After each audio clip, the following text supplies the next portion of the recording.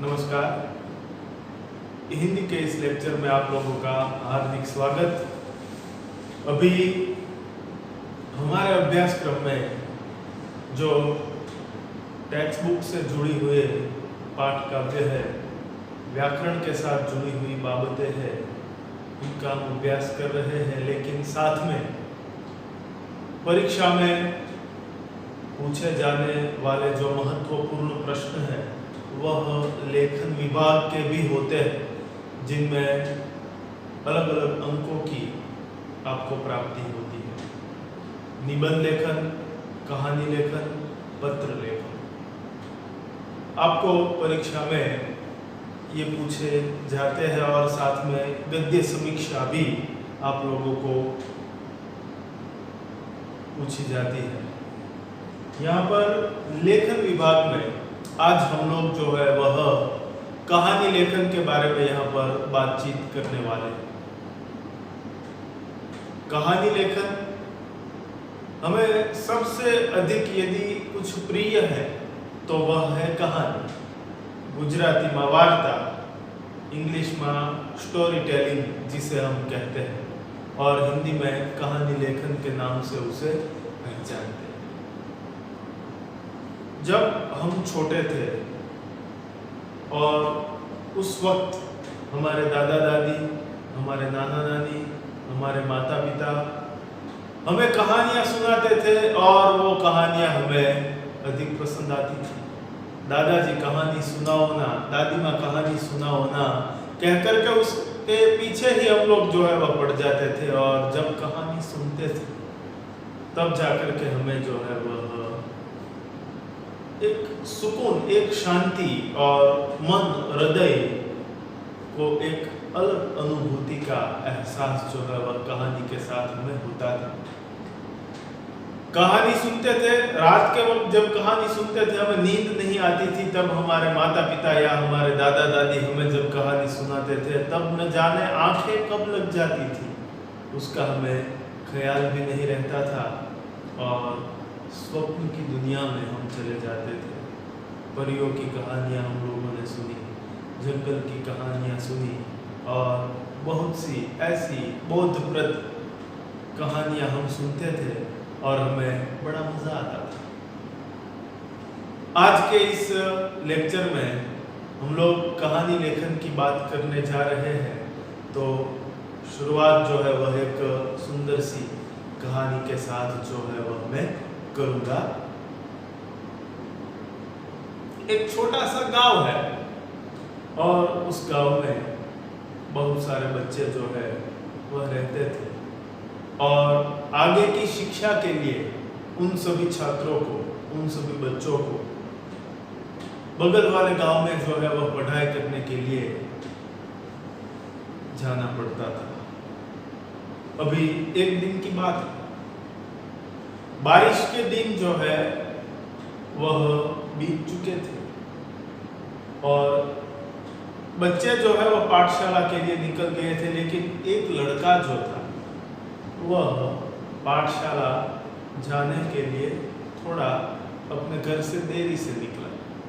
वह अकेला ही अपनी पाठशाला की ओर जो है वह जा रहा था, और तभी बीच में उन्हें पाठशाला के जाने की जो उसकी सड़क थी, रास्ता था, बीच में रेल की पटरियां जो है वह वहां से गुजरती थी। अभी लड़का जो है वह पाठशाला जा रहा था, तब जैसे ही वह पटरी पर से गुजरा तो लड़के ने दोनों ओर जो है वह पहले देखा कि कहीं रेलगाड़ी तो नहीं आ रही, और मानव रहित वह फाटक था, इसलिए लड़के ने सावधानी से दोनों ओर जो है वह देखा कि कहीं पटरी पर ट्रेन तो नहीं आ रही ना।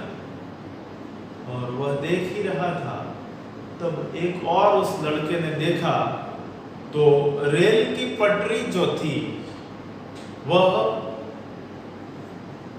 टूटी हुई थी।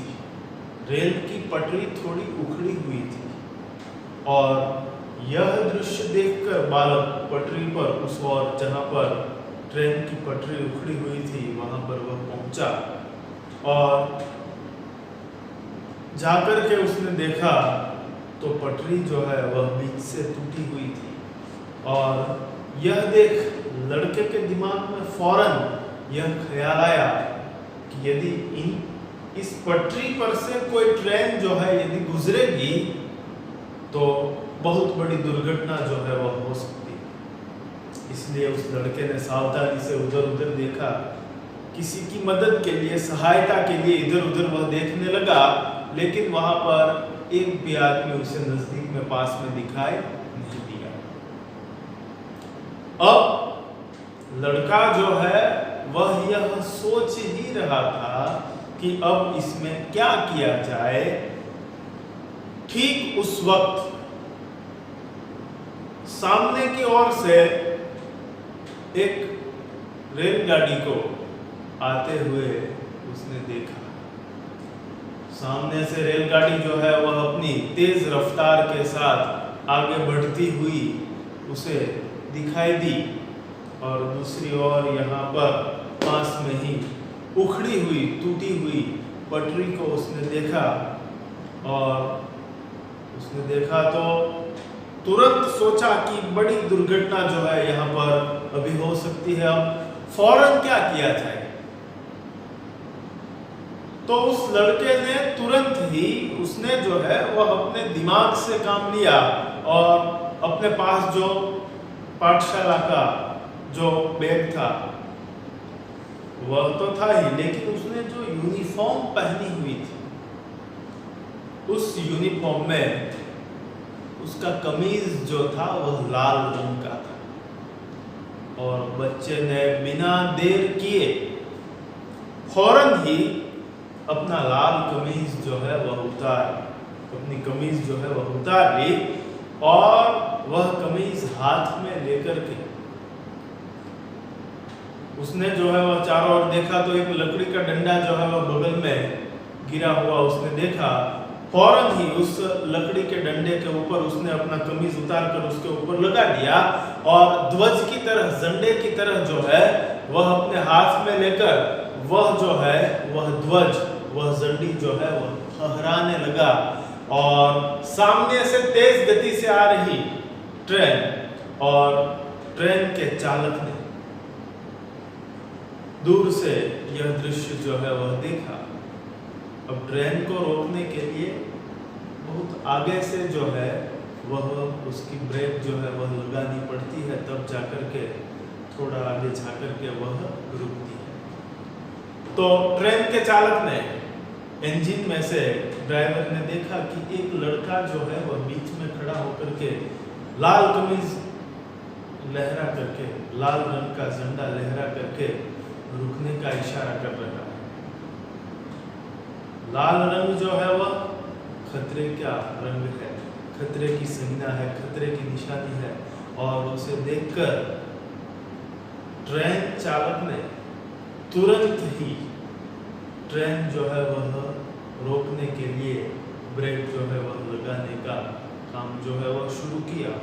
और वह लड़का जो है वह तो अपनी कमीज लहरा ही रहा था और वायु की जहां पर पटरी उखड़ी हुई थी ठीक उसी स्थान पर थोड़ा आगे जाकर के ट्रेन जो है वह एक झटके के साथ जो है वह रुक गई। और ट्रेन के रुक जाने के बाद ट्रेन का जो चालक था वह फौरन ड्राइवर नीचे उतरा और वह दौड़ता हुआ उस लड़के के पास पहुंचा और उसने जाकर के उस लड़के की ओर देखा। तब वह लड़का जो है वह ट्रेन की उखड़ी हुई जो पटरी थी बीच से वह दिखलाता है। और यह दृश्य देखकर ट्रेन चालक जो ड्राइवर था उसने उस लड़के को ढेर सारी शाबाशी और उस लड़के को ढेर सारी शाबाशी दी।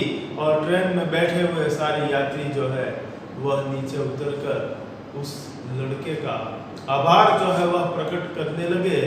और उस लड़के की सूझबूझ से, उस बालक की सूझबूझ से एक बहुत बड़ी दुर्घटना जो होने वाली थी वह यहाँ पर रुक गई और ट्रेन चालक ड्राइवर ने जो है उस लड़के को कहा कि बेटे तुम्हारी सूझबूझ से बहुत सारी जानें जो है वह बच गई है, मैं तुम्हें इनाम प्राप्त हो इसलिए तुम्हारा नाम जो है वह राष्ट्रपति को मैं भेजूंगा।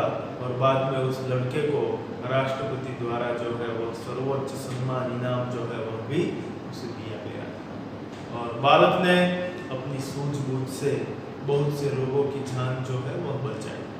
तो विद्यार्थी मित्रों, हमें प्रस्तुत कहानी जो है वह पसंद आई और कहानी का नाम है बालक की सूझबूझ। और कहानी से हमें सीख मिलती है कि हमें संकट के समय, मुश्किल के समय, आपत्ति के समय, आफत के समय हर हमेशा अपनी बुद्धि से काम जो है वह लेना चाहिए, तब जाकर के हमें सफलता प्राप्त होती है। और हमें भी ऐसे नेकी के काम जो है वह हरदम करते ही रहना चाहिए। तो ये कहानी हमें पसंद आई और इस प्रकार की बहुत सारी कहानी आपको जो है आपके अभ्यासक्रम में भी है और साथ ही में आपको परीक्षा में भी कहानियां जो है वह पूछी जाती है। तो कहानियां वर्षों से हम सुनते आए हैं और आगे चलकर हमें इम्तिहान में, कसौटी में, परीक्षा में हमें कहानी लेखन भी करना ही है। तो यहाँ पर आज के इस लेक्चर में हमें किस प्रकार से कहानी लेखन करना है उसकी हम लोग यहाँ विस्तृत रूप से चर्चा करेंगे।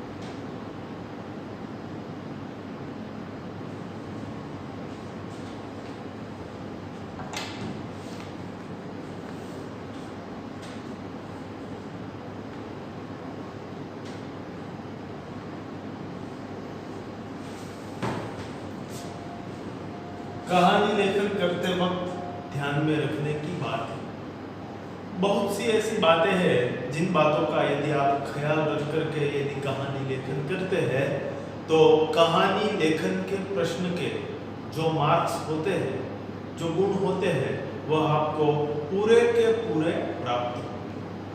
तो यहाँ पर कहानी लेखन का प्रश्न आपको परीक्षा में पूछा जाता है।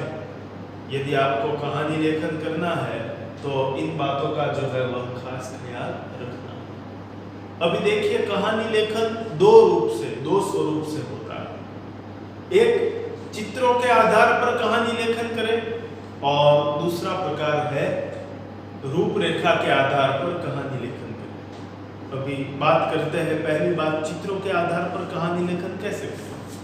तो कि भाई आपको बहुत से चित्र जो है वह दिए जाते हैं और उन एक एक चित्रों का अभ्यास करके उनके आधारित वाक्यों का निर्माण करके आपको जो है वह कहानी लेखन करना होता है।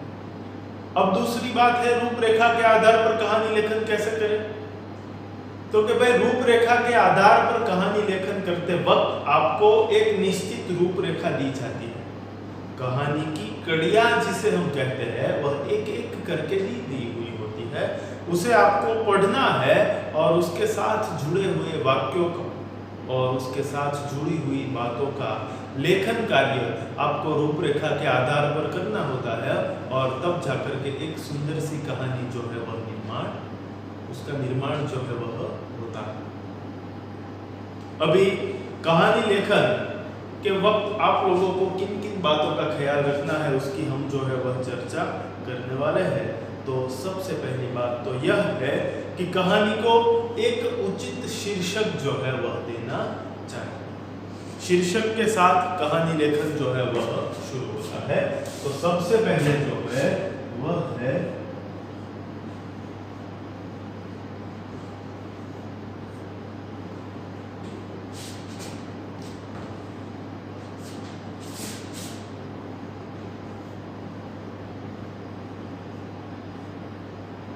सबसे महत्वपूर्ण है कहानी का शीर्षक, और कहानी के पूरे शीर्षक पर ही पूरी की पूरी कहानी जो होती है वह निर्भर होती है।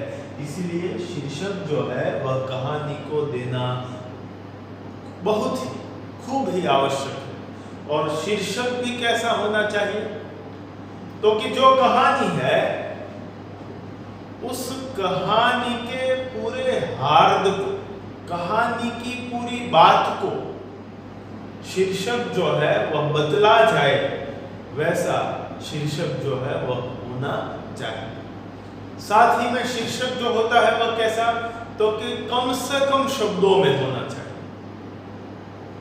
शीर्षक जो है वह छोटा होना चाहिए, और हो सकता है कि शीर्षक जो है वह कभी कभार वाक्य के रूप में भी होता है। और वह वाक्य कैसा होना चाहिए, तो कि एकदम छोटा सा हो, वैसा वाक्य भी कहानी का शीर्षक जो है वह हो सकता है। और बाद में तो कि भाई बाद में कहानी जो है उसके शीर्षक के आधार पर आप जो है वह कहानी लिखने की शुरुआत करते हैं, तब सबसे पहले आप लोगों को दी गई रूपरेखा आपको बार बार पढ़ लेनी है। और यदि आप जो है वो बार बार रूपरेखा एक बार, दो बार, तीन बार जो है वह पढ़ेंगे, तब जाकर के आपको कहानी के भीतर जो है वह आपको किस प्रकार की अभिव्यक्ति करनी है उसका ख्याल जो है वह आपके दिमाग में मानसिक रूप से तैयार हो जाएगा। और बार बार भली भांति रूप से आप रूपरेखा पढ़ लेंगे तो रूपरेखा के आधार पर आपके दिमाग में फौरन जो है वह उसका शीर्षक तैयार हो जाएगा। वह कहानी का शीर्षक आपको सबसे पहले जो है वह लिख लेना। बाद में तो कि रूपरेखा जो होती है, रूपरेखा के जो जिसे मुद्दे कहते हैं कि भाई निम्नलिखित मुद्दों के आधार पर कहानी लेखन करें, या फिर निम्नलिखित रूपरेखा के आधार पर कहानी लेखन करें, तो रूपरेखा को आप बार बार पढ़ लेंगे। बाद में रूपरेखा का जो पहला ही मुद्दा है उसे लेकर आप कहानी लिखने की शुरुआत जो है वह करते हैं। और वह शुरुआत कैसी होनी चाहिए, तो कि परिच्छेदों से। परिच्छेद यानी जिसे हम इंग्लिश में पैराग्राफ कहते हैं, गुजराती में जिसे हम फकरा के नाम से पहचानते हैं, हिंदी में उसे कहा जाता है परिच्छेद। उचित परिच्छेद पर जो है वह आपको कहानी की शुरुआत जो है वह करनी होती है। और बाद में देखें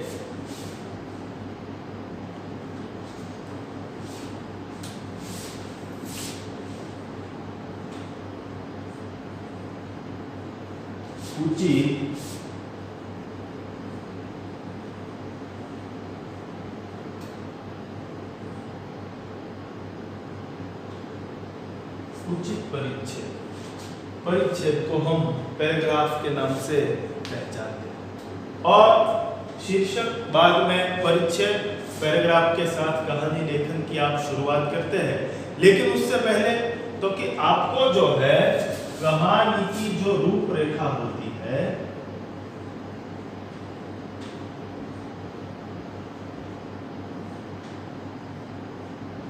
रूपरेखा का योग्य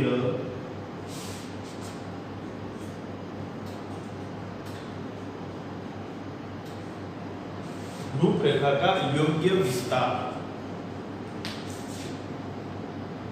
दिए गए मुद्दे जिसे रूपरेखा हम कहते हैं उसका आगे चलकर उचित जो है वह हमें विस्तार करते रहना है। और वह पूरा विस्तार कैसे होगा, तो कि अपने शब्दों में, अपने वाक्यों में हमें जो कुछ ख्यालात इस रूपरेखा के आधारित हमारे दिमाग में तैयार होते हैं वह उचित क्रम में रख करके उचित वाक्यों के विनियोग के साथ हमें जो है योग्य विस्तार कहानी का जो है वह करते रहना है। और साथ में यह खास ख्याल रखें कि कहानी की जो रूपरेखा एक के बाद एक जो रूपरेखा के मुद्दे दिए गए हुए हैं उसका क्रम जो है वह हमें एक ही समान रूप से जैसा हमें क्रम दिया गया हुआ है उसी क्रम के साथ हमें कहानी लेखन आगे करते रहना है। और बाद में यदि ऐसा लगता है तो कहानी में आपको कहीं स्थान और नाम का भी उल्लेख जो है वह करना चाहे तो वह भी आप कर सकते हैं कि भाई हरिपुर नाम के गांव में कृष्णदेव राय नाम के एक राजा रहते थे। या अभी हम लोगों ने बालक की सूझबूझ कहानी की जो बात की तो उसमें ऐसे भी शुरुआत कर सकते हैं कि कनकपुर नाम के गांव में अजय नाम का एक लड़का रहता था।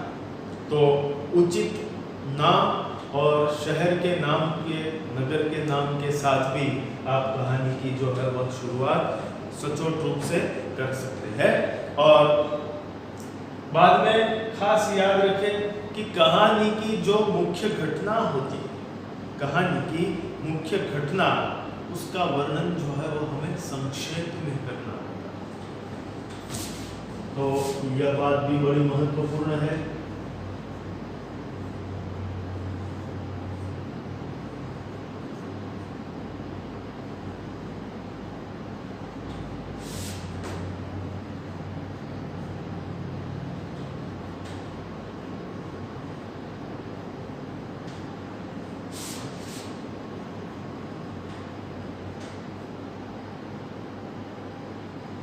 कहानी की घटना का संक्षिप्त वर्णन।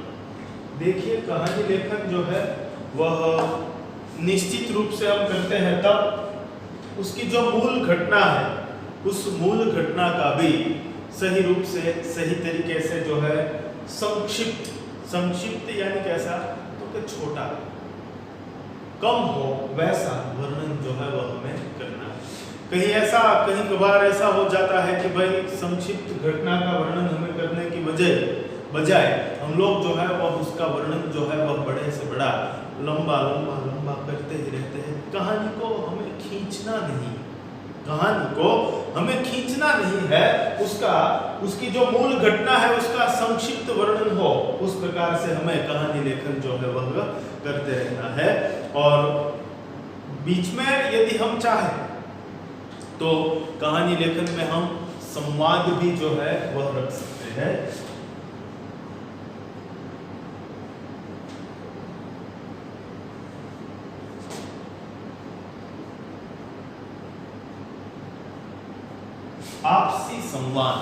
आपसी संवाद यानी तो के बीच में कहानी के जो पात्र हम लोगों ने बनाए हैं उस पात्रों के बीच में संवाद जो होते हैं वह भी लिखने चाहिए।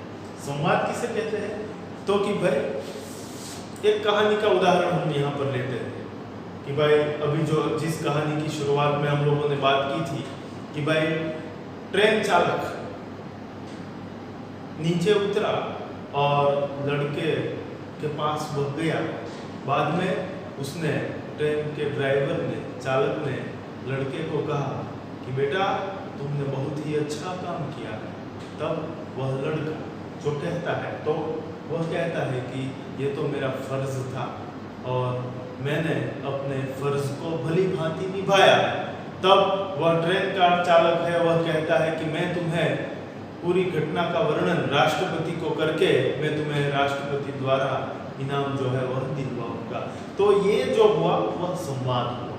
तो ऐसे संवाद जो है वह भी आपको लिखने चाहिए। और संवादों को लिखने से कहानी जो है वह बड़ी ही सचोट बनती है। इसलिए आपसी संवाद भी हमें यदि उसकी आवश्यकता है तो आवश्यकता के मुताबिक हमें संवाद भी लिखने चाहिए। आगे बात करें तो कि भाई पूरी कहानी जो होती है वह उचित परिच्छेद, अधिक से अधिक 3 या 4 परिच्छेद के साथ जो है वह हमें कहानी लेखन करना चाहिए, जिसकी बात हम लोगों ने की है। और परिच्छेद कब बदले जाएंगे, तो कि जो भाई घटना जो हुई है उसके क्रम में जब परिवर्तन आता है तब जाकर के हमें परिच्छेद जो है वह बदल देना चाहिए। ऐसा न हो, कहीं ऐसा न हो कि 1 या 2 परिच्छेद में ही पूरी कहानी पूरी हो जाए, ऐसा नहीं करना है। तो कि भाई विचारों के क्रम में परिवर्तन आते ही आपको परिच्छेद जो है वह बदलते रहना है। साथ ही में उचित विराम चिन्हों के साथ कहानी लेखन हो, वह सबसे अधिक महत्वपूर्ण बात है। विराम चिन्हों का उचित उपयोग यदि होगा तो आपकी जो कहानी की लेखन की क्रिया है वह एक दिए की भांति जो है वह झिलमिला उठेगी। और आगे देखें तो कहानी के शीर्षक की बात हम लोगों ने की। अब अंतिम जो बात आती है वह है कहानी की सीख।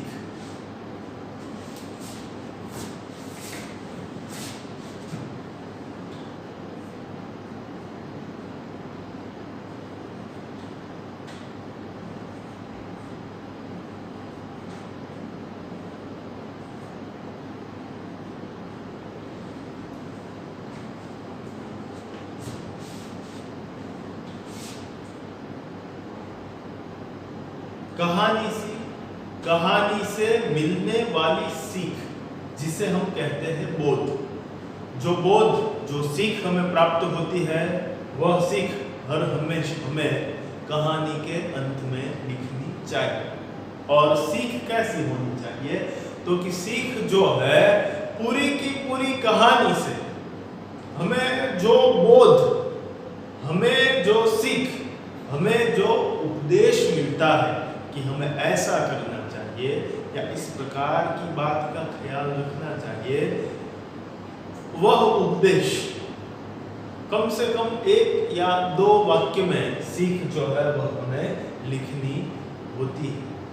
शीर्षक और सीख से हमें अच्छे अंक की प्राप्ति होती है और बीच के जो परिच्छेदों की लिखाई होती है उससे भी हमें मार्क जो है, गुण जो है वह अधिक से अधिक प्राप्त हो सकते हैं। तो शीर्षक और अंत में जो है, शुरुआत में शीर्षक, कहानी के अंत में सीख भी 1 या 2 ही वाक्य में हमें सीख जो है वह लिखनी होती है। कहानी लेखन लगभग आमतौर पर देखा जाए तो आपकी कक्षा में जो प्रश्न कहानी के पूछे जाते हैं और उनके जो गुण होते हैं उनके आधारित हम यहाँ पर बात करें तो आपको कहानी लेखन के परिच्छेद में कम से कम 15 से 20, याद रखिएगा, गौर से सुनिएगा, आप लोगों को कहानी लेखन के जो वाक्य होते हैं उसकी संख्या अधिक से अधिक 20 और कम से कम 15 जो है वह होनी चाहिए। 15 से 20 पंक्तियों में कहानी लेखन करना चाहिए। और कहानी की भाषा जो होती है वह एकदम शुद्ध, कहानी की भाषा एकदम शुद्ध और सरल हमें रखनी चाहिए। और महत्वपूर्ण बात है स्वच्छ और सुंदर लिखाई के साथ, स्वच्छ और सुंदर हस्ताक्षरों के साथ हमें पूरी कहानी का लेखन कार्य जो है वह करना चाहिए और जिससे हमारे कहानी के जो मार्क्स है वह पूरे के पूरे हमें प्राप्त हो। तो इस प्रकार से हमें कहानी लेखन जो है वह करना है, उसकी बात हम लोगों ने यहाँ पर की।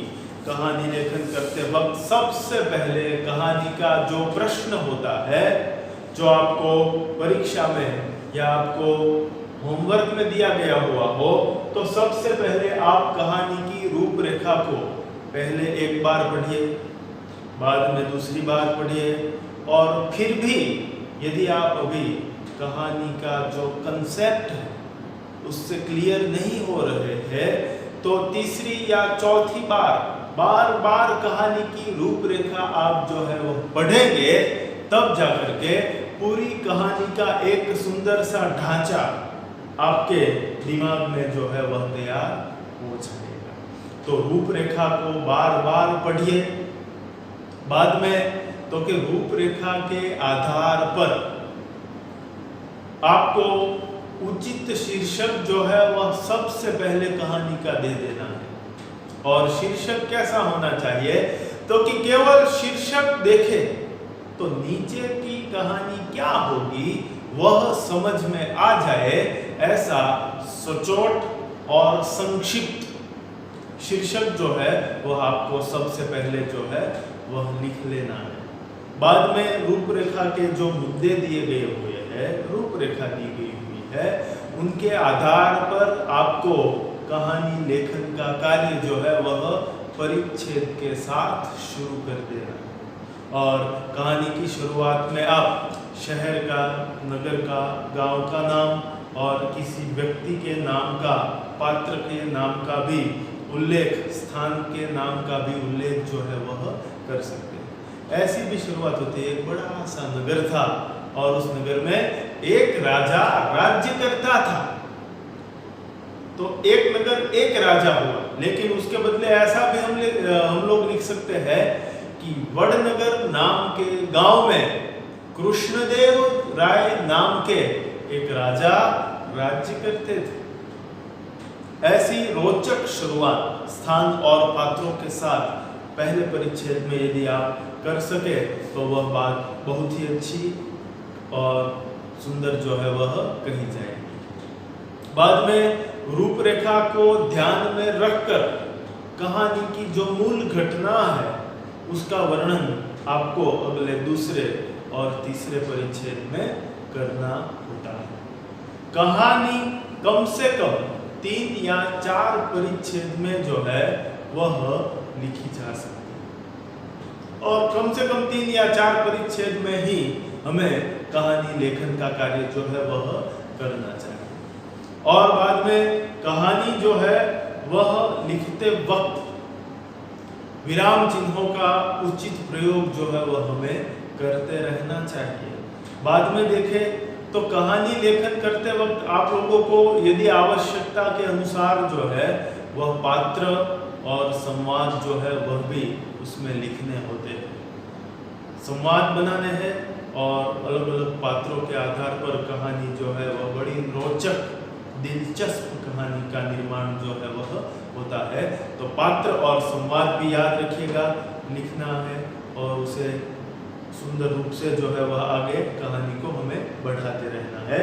और बाद में हम लोगों ने देखा था कि भाई कहानी की जो घटना होती है उसे लिखते रहना है और कहानी के अंत में बोध, सीख जिसे हम कहते हैं, वह हमें सुंदर, अच्छे और 1 या 2 वाक्य में ही वह उपदेश जो है वह कहानी से मिलने वाला उपदेश हमें लिख लेना है।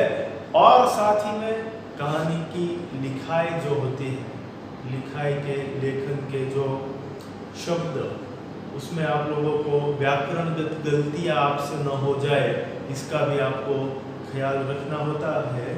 और साथ ही में कहानी की भाषा शुद्ध और मुहावरेदार होनी चाहिए। लंबे लंबे वाक्य जो है वह हमें नहीं लिखने चाहिए और भाषा की अभिव्यक्ति जो आपकी होती है भाषा में वह बड़ी शुद्ध होनी चाहिए। और आपकी लिखावट जो होती है वह लिखावट स्वच्छ और सुंदर लिखावट के साथ आपको कहानी लेखन का कार्य जो है वह करना होगा। तब जाकर के आपको कहानी लेखन के पूरे अंक जो है वह प्राप्त होंगे। कहानी लेखन। बच्चों, कहानी सुनना सुनाना सभी पसंद करते हैं। बच्चे हों या बूढ़े, कहानी पढ़ना और सुनना सबको अच्छा लगता है। कहानी साहित्य की सबसे अधिक लोकप्रिय विधा है। आपने भी तो कहानी पढ़ी और सुनी होगी। आइए अब कहानी के प्रकार पढ़ते हैं। क्या आपको मालूम है कि कहानी कितने प्रकार की होती है? नहीं मालूम? आइए मैं बताती हूँ। बच्चों, कहानियां अनेक प्रकार की होती हैं। जैसे परियों की कहानियां, पशु पक्षियों की कहानियां, जादू की कहानियां, साधु संतों की कहानियां तथा राजा महाराजा एवं वीरों की कहानियां। बच्चों, क्या आपको पता है कि कहानियां लिखी, पढ़ी और सुनाई क्यों जाती हैं? कहानियां बच्चों या पढ़ने वालों को शिक्षा देने के लिए लिखी, पढ़ी और सुनाई जाती हैं। बच्चों, अभी आपने कहानी और कहानी के महत्व को समझा। आइए अब कहानी के अंगों के बारे में बात करते हैं। कहानी के अंग। कहानी के कितने अंग होते हैं? कहानी के 4 अंग होते हैं। पहला, कथावस्तु। दूसरा, पात्र या चरित्र। तीसरा, उद्देश्य। चौथा, कथोपकथन। पहला, कथावस्तु। बच्चों, कहानी की कथावस्तु जीवन से जुड़ी या कल्पना पर आधारित हो सकती है। 2. कहानी के पात्र या चरित्र। कहानी के पात्र देवी देवता, भूत प्रेत, परियां, राजा रानी या कोई साधारण आदमी भी हो सकता है। तीसरा, उद्देश्य। कहानी का उद्देश्य पढ़ने वाले को शिक्षा देना है, अतः कहानी में उसका उद्देश्य अर्थात शिक्षा अवश्य होनी चाहिए। 4. कथोपकथन। कथोपकथन का अर्थ है पात्रों की बातचीत। कहानी का कथोपकथन प्रभावी होना चाहिए। बच्चों, आपने कहानी के अंगों के बारे में पढ़ा। अब कहानी लेखन में याद रखने योग्य बातों को पढ़िए। बच्चों, कहानी का विषय पढ़ने वाले की उम्र एवं रुचि के अनुसार होना चाहिए।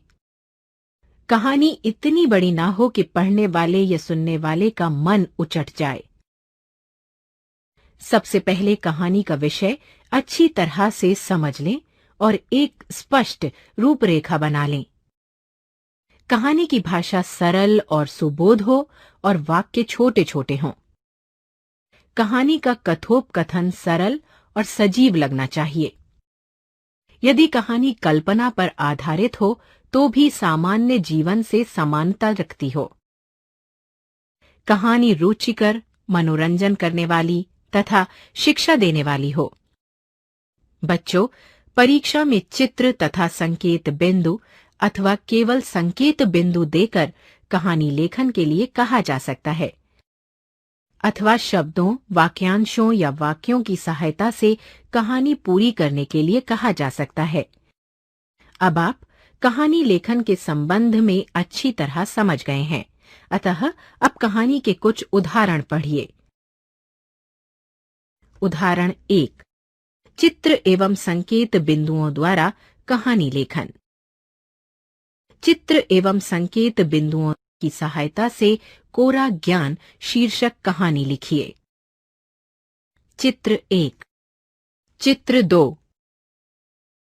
संकेत बिंदु: बनारस, गंगा का किनारा, एक गांव, ब्राह्मण पुत्र, रुद्रदत्त, संस्कृत का विद्वान होना, घर आना, सम्मान पाना, घमंडी होना, कथा कहने दूसरे गांव जाना, नाव से गंगा नदी पार करना, नाविक से पढ़ाई के बारे में पूछना, नाविक द्वारा खुद को अनपढ़ बताना, नाविक के जीवन को व्यर्थ कहना, इसी बीच में आंधी आना और पानी बरसना, नाव गंगा में डूब जाना, पंडित को तैरना न आना, नाविक द्वारा पंडित को बचाना, पंडित द्वारा नाविक को धन्यवाद देना, घर वापस जाना।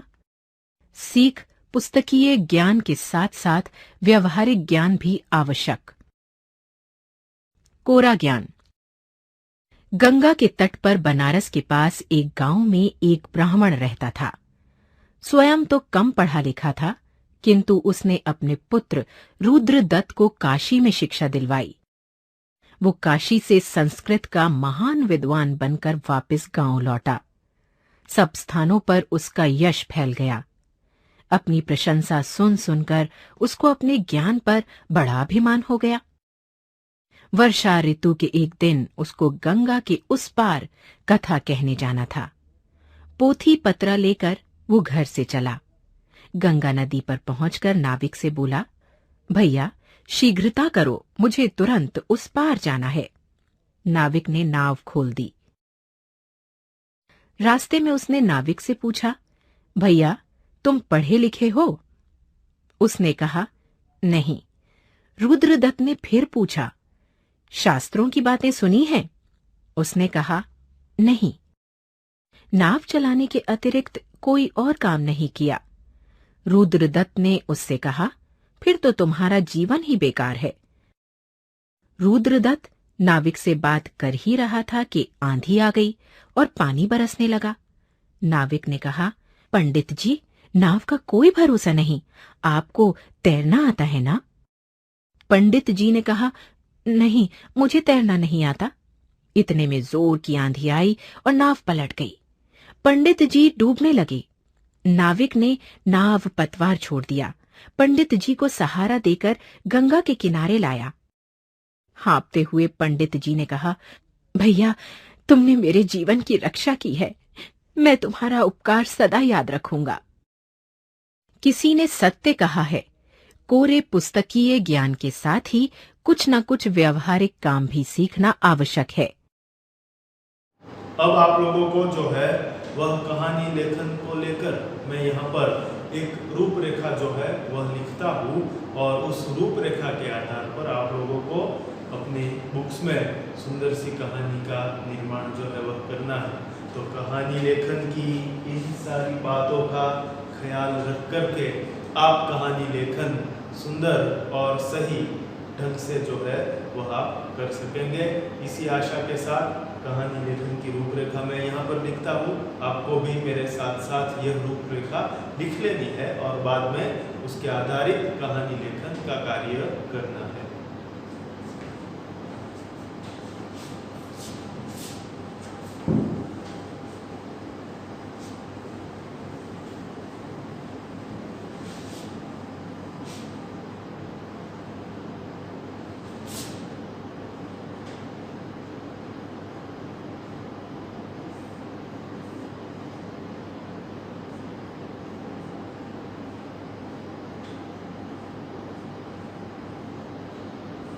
रूपरेखा के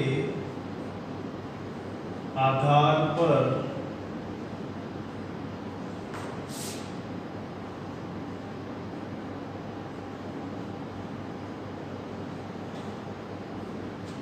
कहानी लेखन कर। रूपरेखा के आधार पर कहानी लेखन करें। मैं यहाँ पर नीचे रूपरेखा लिखता हूँ। आप लोगों को उस रूपरेखा को ध्यान में रखकर सुंदर सी कहानी का निर्माण करना है।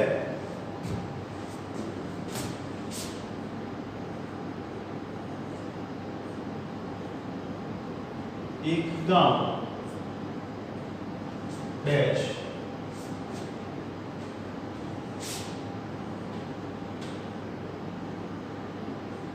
गांव के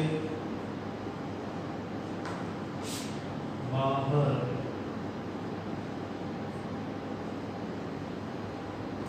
रास्ते में एक पत्थर। एक गांव के बाहर रास्ते में एक पत्थर।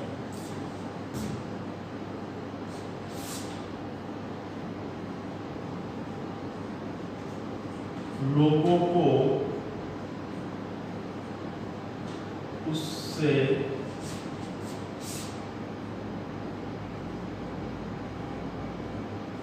चोट लगना।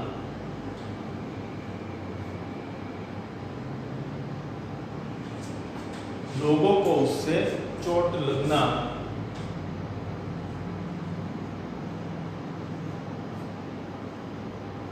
किसी का भी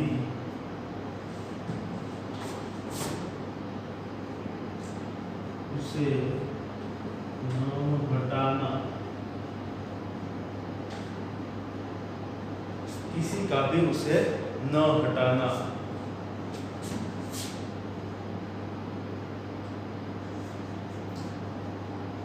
भला बुरा कहते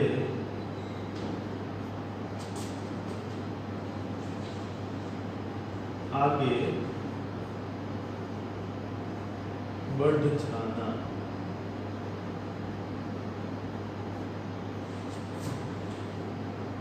भला बुरा कहते आगे बढ़ जाना।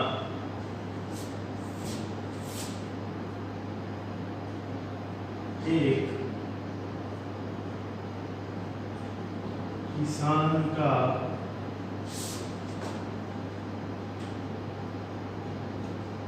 किसान का आना।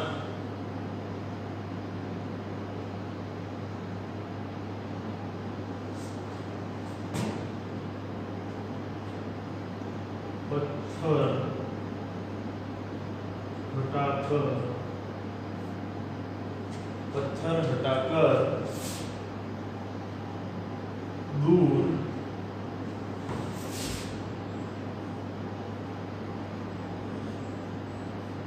दूर रखना। पत्थर हटाकर दूर रखना।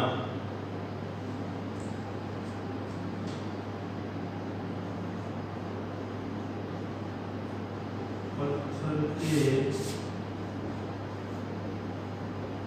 नीचे से रुपयों से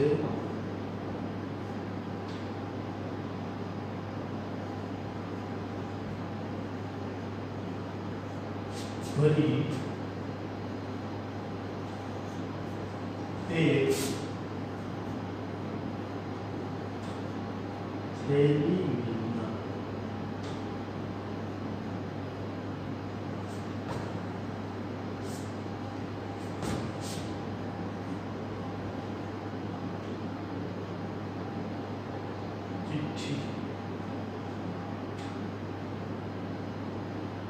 चिट्ठी जिसमें लिखा हुआ था पत्थर हटाने का इनाम। जिसमें लिखा था पत्थर हटाने का इनाम।